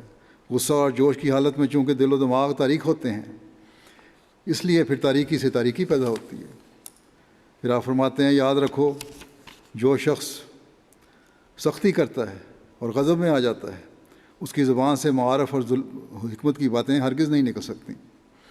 وہ دل حکمت کی باتوں سے محروم کیا جاتا ہے جو اپنے مقابل کے سامنے جلد تیش میں آ کر آپے سے باہر ہو جاتا ہے۔ گندہ دہن اور بے لگام کے ہونٹ لطائف کے چشمے سے بے نصیب اور محروم کیے جاتے ہیں۔ غضب اور حکمت دونوں جمع نہیں ہو سکتے۔ وہ مغضوب الغضب ہوتا ہے، اس کی عقل موٹی اور فہم کن ہوتا ہے، اس کو کبھی کسی میدان میں غلبہ اور نصرت نہیں دیے جاتے، اس کو کبھی کسی میدان میں غلبہ اور نصرت نہیں دیے جاتے۔ غضب نصف جنون ہے، جب زیادہ بھڑکتا ہے تو پورا جنون ہو جاتا ہے۔ پھر آپ نے فرمایا، ہماری شریعت کا یہ حکم ہے کہ موقع دیکھو، اگر نرمی کی ضرورت ہے خاک سے مل جاؤ، اگر سختی کی ضرورت ہے سختی کرو۔ جہاں عفو سے صلاحیت پیدا ہوتی ہے وہاں عفو سے کام لو۔ نیک اور باحیا خدمتگار اگر قصور کرے تو بخش دو، مگر بعض ایسے خیرہ طبع ہوتے ہیں کہ ایک دن بخشو تو دوسرے دن دگنا بگاڑ کرتے ہیں، وہاں سزا ضروری ہے۔ بس ہر قسم کی تعلیم اسلام دیتا ہے، اور یہی تعلیم ہے جس سے امن اور سلامتی کی فضا پیدا ہوتی ہے۔ عموماً مومن کو عفو کی عادت ہونی چاہیے، لیکن جہاں عادی مجرم ہوں وہاں پھر اصلاح کے لیے سزا بھی ہونی چاہیے۔ اسلام کی تعلیم کا اصل مقصد معاشرے کی اصلاح ہے، سزا دینا نہیں ہے، اور اس مقصد کو حاصل کرنے کے لیے ایک مومن کو کوشش کرنی چاہیے۔ پھر اللہ تعالیٰ فرماتا ہے کہ تم غصہ کرو، غصہ کو دبا لو اور معاف کر دو، تو اس کے بعد پھر احسان کا رنگ بھی اختیار کرو، کیونکہ واللہ یحب المحسنین، کہ اللہ تعالیٰ احسان کرنے والوں کو پسند کرتا ہے، ان سے محبت کرتا ہے۔ اس احسان کی خصوصیت کو بیان فرماتے ہوئے ایک دوسری جگہ فرمایا کہ ان اللہ یامر بالعدل والاحسان وایتاء ذی القربی، یعنی اللہ عدل کا اور احسان کا اور اقربا پر کی جانے والی عطا کی طرح عطا کا حکم دیتا ہے۔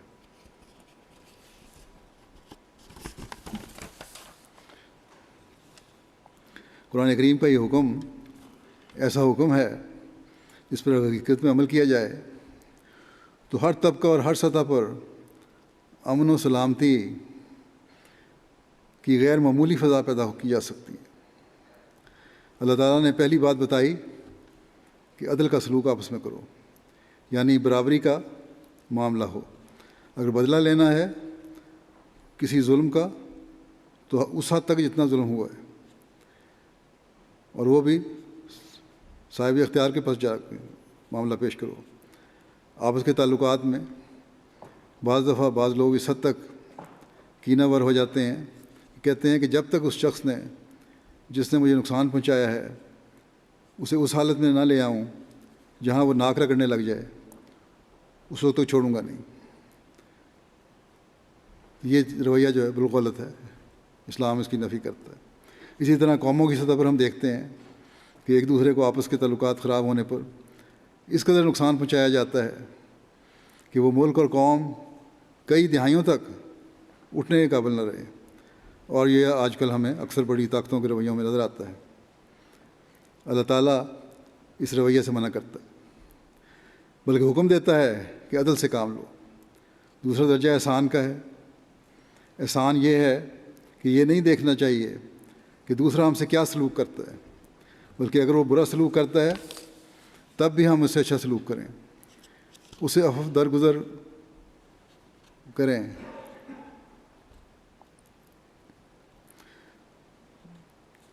اس بات میں عفو بھی آ جاتا ہے، درگزر بھی آ جاتی ہے، مدد، غریب کی مدد بھی آ جاتی ہے، صدقہ و خیرات بھی ہے، اور سب نیکیاں ہیں جو ذاتی بھی ہیں اور قومی بھی ہیں، وہ سب اس میں شامل ہیں۔ پھر فرمایا کہ احسان سے بڑھ کر بھی ایک چیز ہے، وہ ہے ایتاء ذی القربیٰ، جس کا مطلب یہ ہے کہ بنی نوع سے ایسا سلوک کرو جیسا ایک رشتہ دار دوسرے رشتہ دار سے کرتا ہے۔ اس سلوک سے مراد احسان سے بڑھ کر سلوک ہے، ورنہ اسے علیحدہ بیان کرنے کی ضرورت نہیں تھی۔ اس سے مراد طبی محبت کے تعلق کا سلوک ہے، جس میں بدلے میں کچھ لینے کا خیال نہ ہو۔ احسان کرتے ہوئے بعض ذاتی اغراض بیچ میں آ جاتی ہیں، چاہے اتنی ہی بات دل میں آ جائے کہ اس حسن سلوک سے اس بندے کے میرے سے اچھے تعلقات ہو جائیں گے، اس سے حسن سلوک کروں۔ لیکن ایتاء ذی القربیٰ وہ سلوک ہے جو ماں کا اپنے بچے سے ہوتا ہے، جس میں ماں کسی بدلے کے حاصل کرنے کے لیے بچے کو پیار اور پرورش اور حسن سلوک نہیں کر رہی ہے، بلکہ ایک طبی محبت ہے جو اسے مجبور کرتی ہے کہ وہ اپنے بچے سے بے غرض محبت کرے۔ بس اللہ تعالیٰ فرماتا ہے کہ ایک دوسرے کے لیے ایسی محبت پیدا کرو، وہ مقام حاصل کرو جو تمہارے اندر لینے سے زیادہ دینے کا خیال آئے، یہ جذبہ پیدا ہو، سب بنی نوع تمہیں اپنے بچے نظر آئیں، ایک دوسرے کی خدمت کا ایک جوش ہو۔ بس جب ایسے سلوک ہوں اور یہ ماحول ہو تو وہ کتنا خوبصورت اور پرامن اور سلامتی والا معاشرہ ہوگا۔ کاش کہ مسلمان ہی اس اصول کو سمجھ جائیں۔ حضرت مسیح علیہ الصلوۃ والسلام نے اس بات کو خدا تعالیٰ کے حوالے سے بھی بیان فرمایا ہے اور بندوں کے حوالے سے بھی بیان فرمایا ہے۔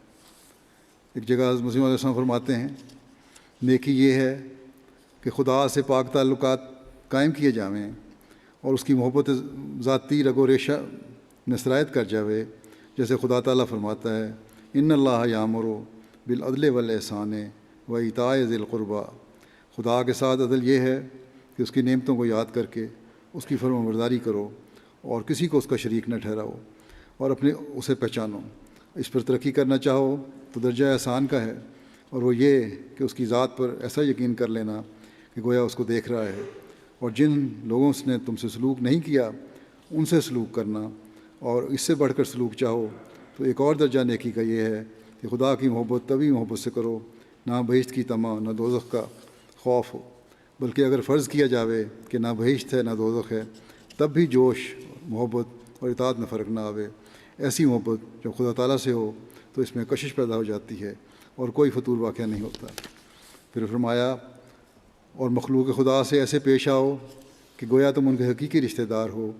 یہ درجہ سب سے بڑھ کر ہے، کیونکہ احسان میں ایک مادہ خود نمائی کا ہوتا ہے، اور اگر کوئی احسان فراموشی کرتا ہے تو محسن جھٹ کے اٹھتا ہے کہ میں نے تیرے ساتھ فلاں احسان کیے، لیکن طبی محبت جو کہ ماں کو بچے کے ساتھ ہوتی ہے، اس میں کوئی خود نمائی نہیں ہوتی، بلکہ اگر ایک بادشاہ ماں کو یہ حکم دے کہ تو اس بچے کو اگر مار بھی ڈالے تو تجھ سے کوئی بات پرس نہیں ہوگی، تو وہ کبھی بھی یہ بات سننے گوارا نہ کرے گی، اور اس بادشاہ کو گالی دے گی، حالانکہ اسے علم بھی ہو کہ اس کے جوان ہونے تک میں نے مر جانا ہے، یعنی بچے کے جوان ہونے تک، مگر پھر بھی محبت ذاتی کی وجہ سے وہ بچے کی پرورش کو ترک نہ کرے گی۔ اکثر دفعہ ماں باپ بوڑھے ہوتے ہیں اور ان کو اولاد ہوتی ہے تو ان کی کوئی امید بظاہر اولاد سے فائدہ اٹھانے کی نہیں ہوتی، لیکن باوجود اس کے پھر بھی وہ اس سے محبت اور پرورش کرتے ہیں۔ یہ ایک طبی امر ہوتا ہے جو محبت اس درجہ تک پہنچ جاوے اسی کا اشارہ اطاعت ذی القربہ میں کیا گیا ہے کہ اس قسم کی محبت خدا کے ساتھ ہونی چاہیے، نہ مراتب کی خواہش، نہ ذلت کا ڈر۔ پھر آپ نے فرمایا اخلاق دو قسم کے ہوتے ہیں، ایک تو وہ ہیں جو آج کل کے نو تعلیم یافتہ پیش کرتے ہیں کہ ملاقات وغیرہ میں زبان سے چاپلوسی اور مداحنہ پیش آتے ہیں، مداحنہ سے پیش آتے ہیں، اور دلوں میں نفاق اور کینہ بھرا ہوا ہوتا ہے۔ یہ اخلاق قرآن شریف کے خلاف ہیں۔ دوسری قسم اخلاق کی یہ ہے کہ سچی ہمدردی کرے، دل میں نفاق نہ ہو اور چاپلوسی اور مداحنہ وغیرہ سے کام نہ لے، جیسے خدا تعالیٰ فرماتا ہے ان اللہ یامر بالعدل والاحسان و ایتاء ذی القربہ۔ تو یہ کامل طریق ہے، اور ہر ایک کامل طریق اور ہدایت خدا کے کلام میں موجود ہے۔ جو اس سے روگردانی کرتے ہیں وہ اور جگہ ہدایت نہیں پا سکتے۔ اچھی تعلیم اپنی اثر اندازی کے لیے دل کی پاکیزگی چاہتی ہے۔ جو لوگ اس سے دور ہیں، اگر عمیق نظر سے ان کو دیکھو گے تو ان میں ضرور گند نظر آئے گا۔ زندگی کا اعتبار نہیں، آپ نے فرمایا زندگی کا اعتبار نہیں ہے، اس لیے نماز میں اور صدق و صفا میں ترقی کرو، اپنی باتوں میں بھی ترقی کرو اور اپنی سچائی کے معیاروں کو بھی بلند کرو، اپنے آپس کے تعلقات کو بھی ٹھیک کرو۔ اللہ تعالیٰ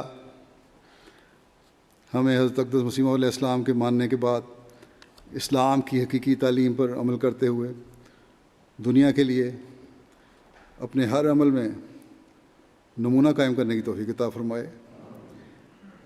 امن کے حوالے سے جو بعض باتیں میں نے بیان کی ہیں، ان پر ہم لوگ خود حقیقی رنگ میں عمل کرنے والے ہوں، اور اس کے علاوہ جو باقی باتیں ہیں ان پر بھی، اور پھر دنیا کو اس سے آگاہ کریں تاکہ دنیا جو اپنے خود غرضانہ مفادات کے حصول کی وجہ سے تباہی کے گڑھے کی طرف جا رہی ہے، اس حقیقت کو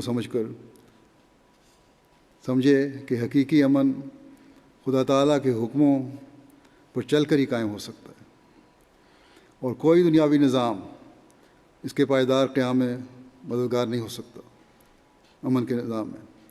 بس یہ بہت بڑی ذمہ داری ہے ہر احمدی کی۔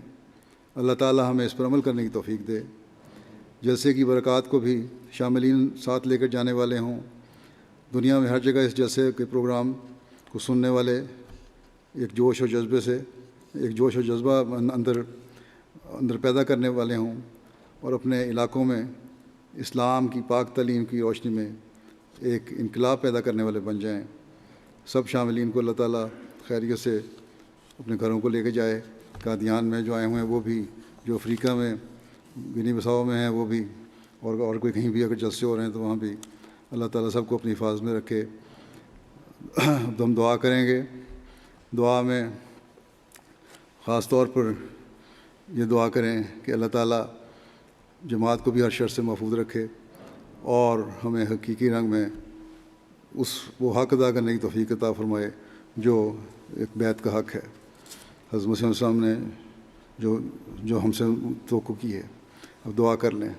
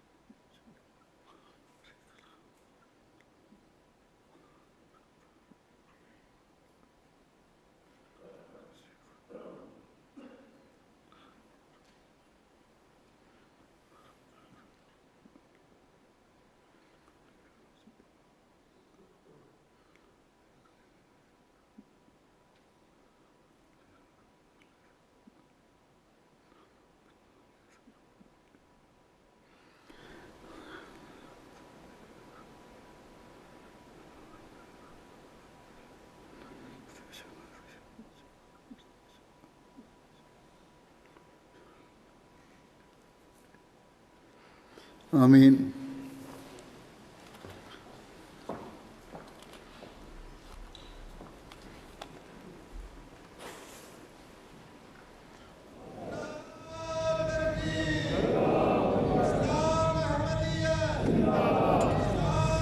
ایک منٹ ذرا ایک اعلان بھی ہے.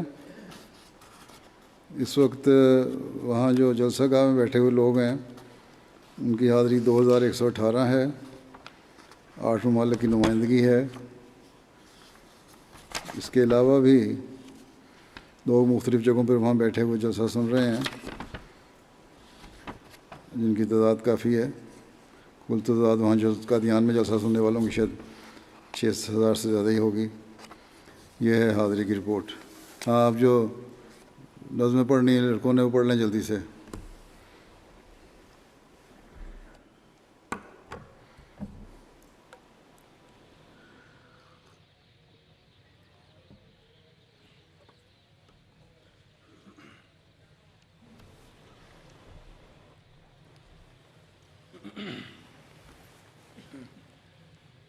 تجھے ہم دو ثنا زیبا ہے پیارے،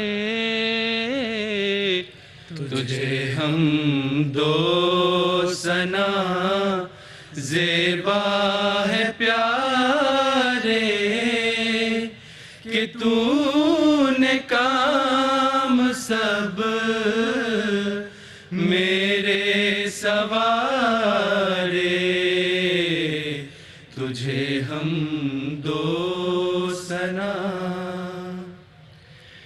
تیرے احسان میرے سر پر ہے بارے، سر پر ہے بارے، چمکتے جیسے ستارے، تجھے ہم دو ثنا. زمین قادیہ اب محترم ہے، اب محترم ہے، ہجوم خلق سے عرض حرم ہے، تجھے ہم دو ثنا زیبا ہے پیارے، کہ تو نے کام سب میرے سوارے، تجھے ہم دو ثنا. السلام علیکم پیارے حضور. یا عین فیض اللہ والعرفان یسعی الیک الخلق کالظمآن،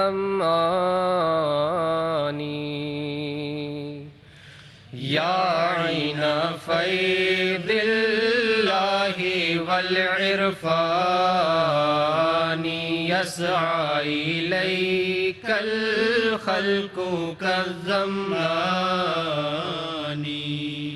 یا بحر فضل المنعم المنان،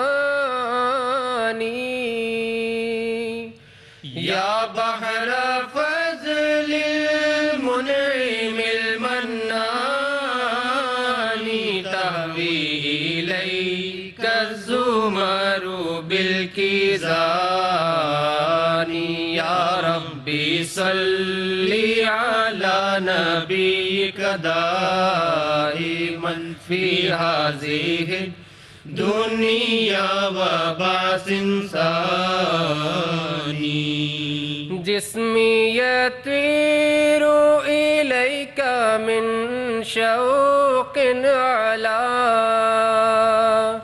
جسمی یطیر الیک من شوق علا، یا لیتا کانت قوة الطيران يا ربي صل على نبيك دائما في هذه الدنيا وبعث ثاني يا رب صل على نبيك دائما في هذه الدنيا وبعث ثاني يا رب صل على نبيك دائما في هذه الدنيا وبعث ثاني يا ربي صل على نبيك دائما في هذه الدنيا وبعث ثاني يا ربي صل على نبيك دائما في هذه الدنيا وبعث ثاني آئے وہ دن کہ ہم جن کی چاہت میں گنتے تھے دن اپنی تسکین جاں کے لیے، پھر وہ چہرے ہویدا ہوئے جن کی یادیں قیامت تھی قلب تپا کے لیے، آئے وہ دن پیار کے پھول دل میں سجائے ہوئے، نور ایمان کی شمع اٹھائے ہوئے، قافلے دور دیسوں سے آئے ہوئے، غمزدہ ایک بدے ساشیاں کے لیے، غمزدہ ایک بدے ساشیاں کے لیے، آئے وہ دن کہ ہم جن کی چاہت میں گنتے تھے دن اپنی تسکین جاں کے لیے، پھول تم پر فرشتے نچھاور کریں اور کشادہ ترقی کی راہیں کریں، آرزوئیں میری جو دعائیں کریں، رنگ لائیں میرے مہماں کے لیے، رنگ لائیں میرے مہماں کے لیے، آئے وہ دن کہ ہم جن کی چاہت میں گنتے تھے دن اپنی تسکین جاں کے لیے، پھر وہ چہرے ہویدا ہوئے جن کی یادیں قیامت تھی قلب تپا کے لیے، آئے وہ دن سوئی پیشواچ سونی یند ست نور سوری، تسناب چم محمد بس دل برایو ہے چم، سریچ پاک مرسل اخرت چبیاک بہتر، ون گوز مولا حسنیش خیر الورایو ہے چم، سچلا مکان یارا سچ میون دل قرارا، اسہا چپان وچمت اد رہنمایو ہے چم، از بادشاہ چو دینک سچ تاج مرسلن ہن، سو امین سوئی چو طیب تم سن سنایو ہے چم، تت نور سے فدا چھس تس سند بچھس سپد مت سچ سوئی بچیز کیا چھس بس فاصلہ یو ہے چم تس ناو چم محمد بس دل برا یو ہے چم تس ناو چم محمد بس دل برا یو ہے چم. السلام علیکم ورحمۃ اللہ وبرکاتہ. بدرگاہ ذیشان خیر الانام شفیع الورا مرجع خاص و عام بسد جز و منت بسد احترام یہ کرتا ہے عرض آپ کا ایک غلام کہ اے شاہ کونین عالی مقام کہ اے شاہ کونین عالی مقام علیک الصلاۃ علیک السلام علیک الصلاۃ علیک السلام. حسینان عالم ہوئے شرمگی جو دیکھا وہ حسن وہ نور جبی پھر اس پر وہ اخلاق اکمل تری کہ دشمن بھی کہنے لگے آفری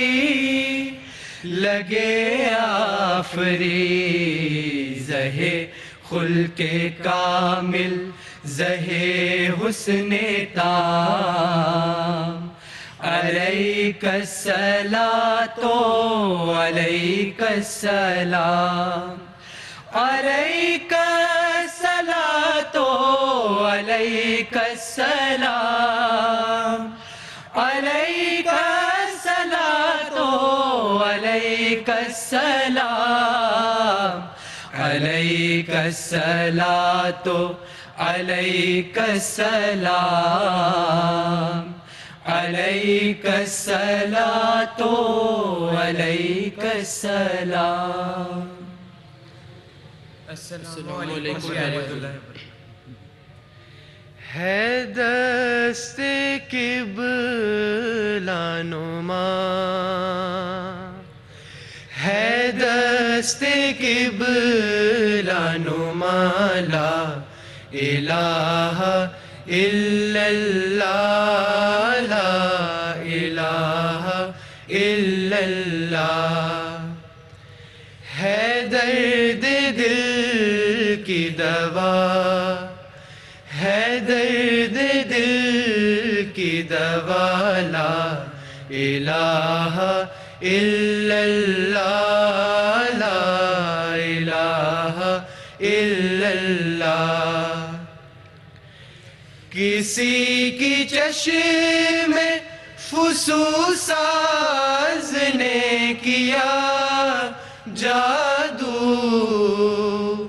کسی کی چشم فسوساز نے کیا جادو تو دل سے نکلی صدا تو دل سے نکلی صدا لا الہ الا اللہ لا الہ الا اللہ. جو پھونکا جائے گا کانوں میں دل کے مردوں کے جو پھونکا جائے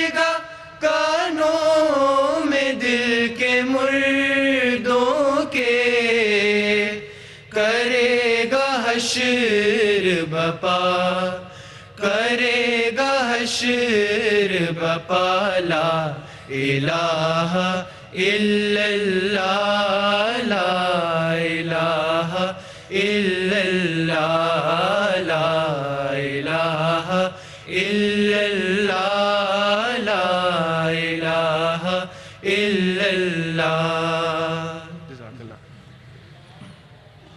یہ روز کر مبارک سبحان میرانی، یہ روز کر مبارک سبحان میرانی، کیوں کر ہو شکر تیرا، تیرا ہے جو ہے میرا، تو نے ہر ایک کرم سے گھر بھر دیا ہے میرا.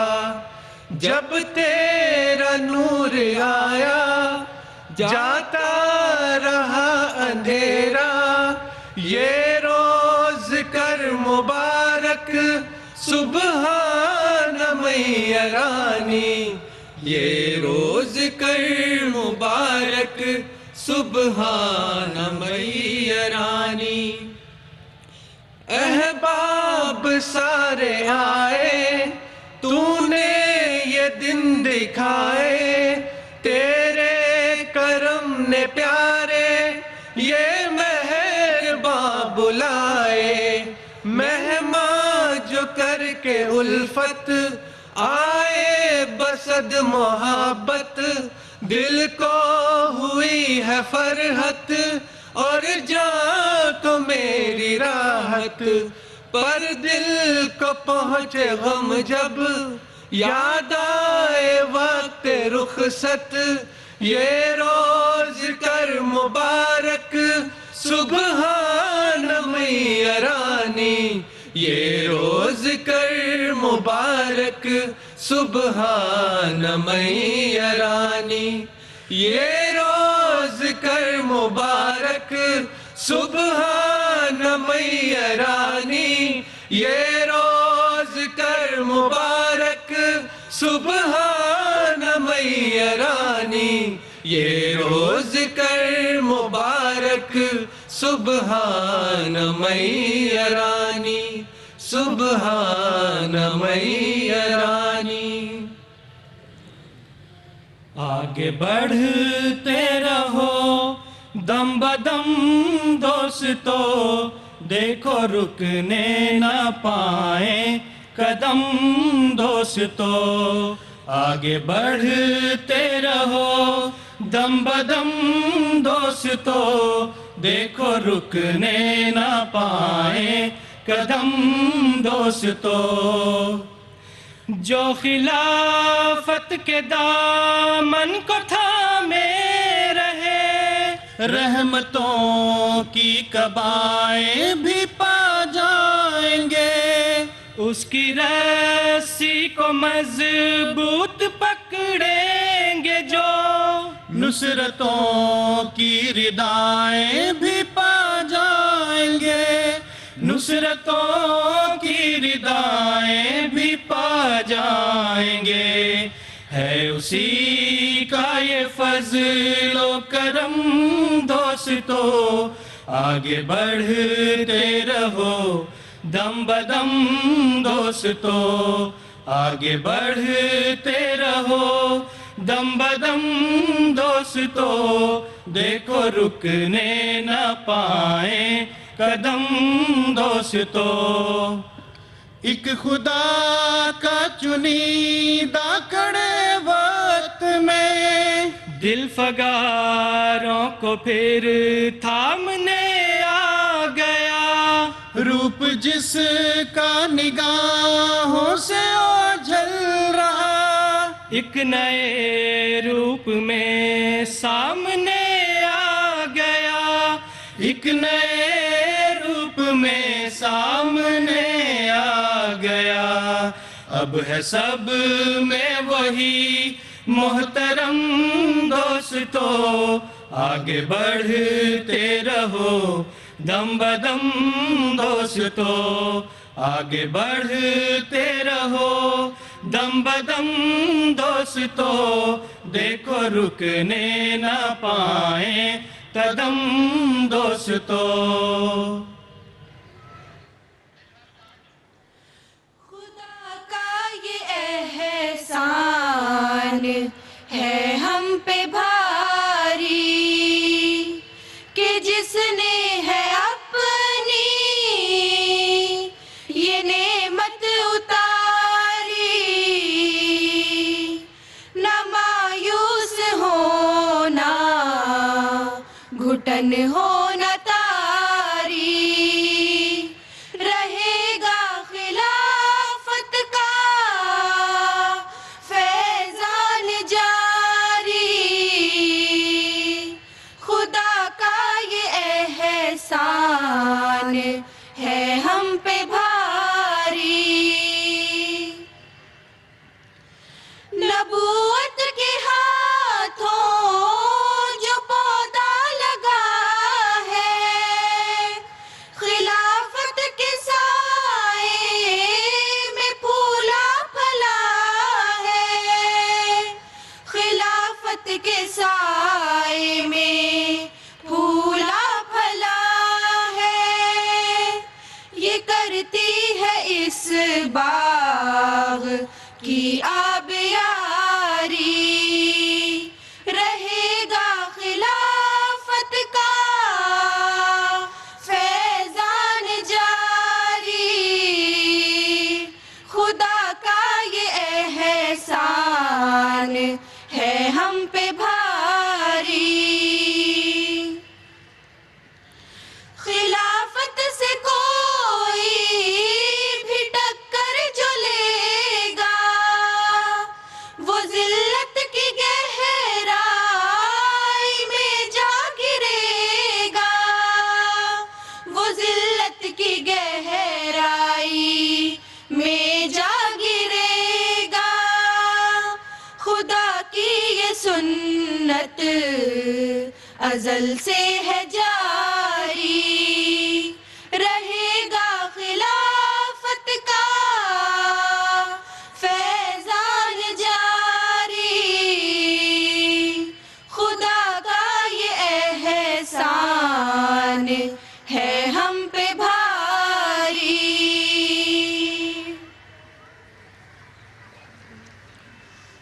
بڑھتی رہے خدا کی محبت، خدا کرے حاصل ہو تم کو دید کی لذت، خدا کرے حاصل ہو تم کو دید کی لذت، خدا کرے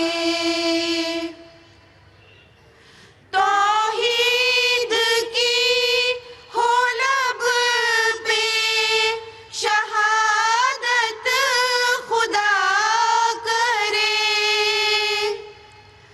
توحید کی ہو لب پہ شہادت، خدا کرے ایمان کی ہو دل میں حلاوت، خدا کرے بڑھتی رہے خدا کی محبت، خدا کرے مل جائے تم کو دین کی دولت، خدا کرے مل جائے تم کو دین کی دولت، خدا کرے چمکے فلک پہ تارے قسمت، خدا کرے بڑھتی رہے خدا کی محبت، محبت خدا کرے، حاصل ہو تم کو دید کی لذت خدا کرے، حاصل ہو تم کو دید کی لذت خدا کرے۔